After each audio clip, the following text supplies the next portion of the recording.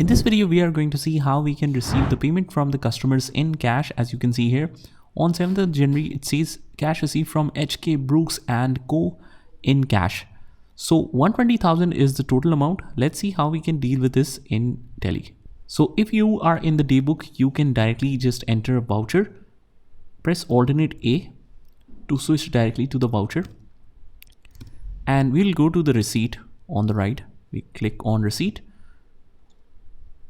And since this is an educational version which only allows the dates to be entered as 1st, 2nd or 31st.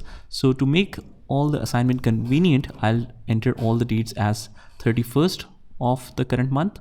And we are receiving cash from HK Brooks.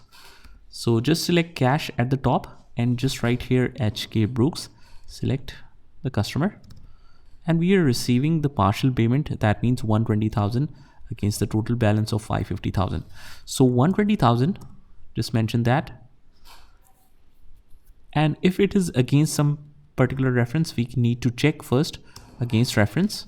But if we don't have any reference, that means this is all recorded as an opening balance. Let's check the opening balance as well. So 550,000 all were opening balance, and the opening balance is normally recorded on account. So it is settled on account as well.